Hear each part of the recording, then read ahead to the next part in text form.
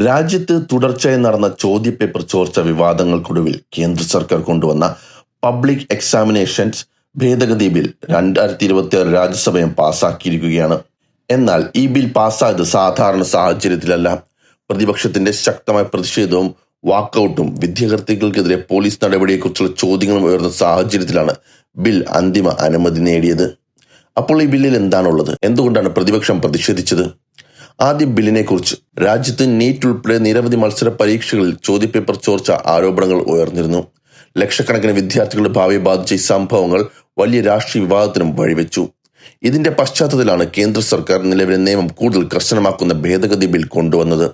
സർക്കാരിന്റെ വാദം അനുസരിച്ച് സംഘടിത പേപ്പർ ലീക്ക് റാക്കറ്റുകൾക്കെതിരെ കൂടുതൽ ശക്തമായ നടപടി, അന്വേഷണ ഏജൻസിക്ക് കൂടുതൽ അധികാരം, കുറ്റക്കാർക്ക് കർശന ശിക്ഷ, പരീക്ഷാ സംവിധാനത്തിൽ സുതാര്യത ഉറപ്പാക്കൽ എന്നിവയാണ് ബില്ലിന്റെ ലക്ഷ്യങ്ങൾ.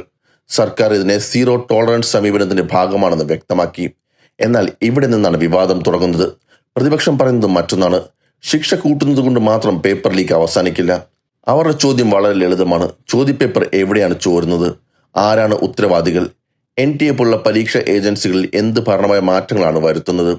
വിദ്യാർത്ഥികൾക്കുള്ള നഷ്ടപരിഹാരം എന്ത്? ഇത്തരം അടിസ്ഥാന ചോദ്യങ്ങൾക്ക് ബിൽ വ്യക്തമായ ഉത്തരമല്ല നൽകുന്നതാണ് പ്രതിപക്ഷത്തിന്റെ ആരോപണം. ഇതിനിടെയാണ് മറ്റൊരു വലിയ വിഷയം പാർലമെന്റിൽ ഉയർന്നത്. നീറ്റ് പേപ്പർ ലീക്ക് വിഷയത്തിൽ പ്രതിഷേധിച്ച വിദ്യാർത്ഥികൾക്കെതിരെ ഡൽഹി പോലീസിന്റെ നടപടിയെക്കുറിച്ച് ചർച്ച വേണമെന്ന് പ്രതിപക്ഷം ആവശ്യപ്പെട്ടു. വിദ്യാർത്ഥികൾക്കെതിരെ അതിക്രമം നടന്നുവെന്നും അതിന് കേന്ദ്ര സർക്കാർ മറുപടി പറയണമെന്നും അവർ ആവശ്യപ്പെട്ടു.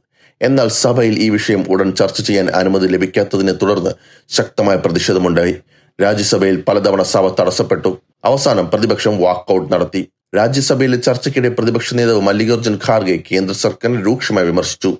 വിദ്യാർത്ഥികളുടെ പ്രതിഷേധത്തോട് സർക്കാർ പ്രതികരിച്ച രീതി ചോദ്യം ചെയ്ത അദ്ദേഹം ആഭ്യന്തര മന്ത്രിയുടെ മറുപടി ആവശ്യപ്പെട്ടു. അതേസമയം കേന്ദ്ര സർക്കാർ ആരോപണങ്ങൾ തള്ളിക്കളഞ്ഞു. നിയമവും ക്രമവും പാലിക്കുന്നതിനായാണ് നടപടിയെടുത്തതെന്നും ബിൽ വിദ്യാർത്ഥികളുടെ താൽപര്യം സംരക്ഷിക്കാനാണെന്നും സർക്കാർ വാദിച്ചു. ഇവിടെ ഒരു പ്രധാന ചോദ്യമായിരുന്നു, കർശന ശിക്ഷകൾ ആവശ്യമാണോ? തീർച്ചയായും ആവശ്യമുണ്ട്. കാരണം പേപ്പർ ലീക്ക് എന്നത് ഒരു സാധാരണ കുറ്റകൃത്യമല്ല. ഒരു വിദ്യാർത്ഥി വർഷങ്ങളോളം നടത്തിയ പരിശ്രമം ഒരു നിമിഷം കൊണ്ട് തകർക്കാൻ കഴിയുന്ന കുറ്റമാണത്. പക്ഷെ അതേസമയം മറ്റൊരു ചോദ്യം പ്രസക്തമാണ്. ശിക്ഷ മാത്രം മതിയോ? പേപ്പർ ലീക്ക് നടക്കാനുള്ള സാഹചര്യങ്ങൾ ഇല്ലാതാക്കാൻ ഭരണപരമായ പരിഷ്കാരങ്ങൾ വേണമോ? ഇതാണ് ഇപ്പോഴത്തെ രാഷ്ട്രീയ ചർച്ചയുടെ കേന്ദ്രബിന്ദു. ഈ വിഷയത്തിൽ സർക്കാർ പറയുന്നത് കർശന നിയമം വന്നാൽ സംഘടിത കുറ്റകൃത്യങ്ങൾ കുറയും. പ്രതിപക്ഷം പറയുന്നത് നിയമം മാത്രം പോരാ, പരീക്ഷാ സംവിധാനത്തിന്റെ വിശ്വാസ്യത പുനഃസ്ഥാപിക്കുന്ന സമഗ്ര പരിഷ്കാരങ്ങളാണ് വേണ്ടത്. ഇരുവിഭാഗവും വിദ്യാർത്ഥികളുടെ താല്പര്യമാണ് മുന്നോട്ട് വയ്ക്കുന്നതെന്ന് പറയുന്നുണ്ടെങ്കിലും അതിലേക്കുള്ള മാർഗത്തിലാണ് അഭിപ്രായ വ്യത്യാസം.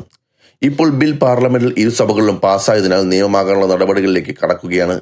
ഇനി ഈ നിയമം യഥാർത്ഥത്തിൽ പേപ്പർ ലീക്കുകൾ തടയുമോ, അതോ കൂടുതൽ ഭരണപരമായ മാറ്റങ്ങളും ഉത്തരവാദിത്ത സംവിധാനങ്ങളും ആവശ്യമാകുമോ എന്നതാണ് വരും ദിവസങ്ങളിൽ വിലയിരുത്തപ്പെടുക.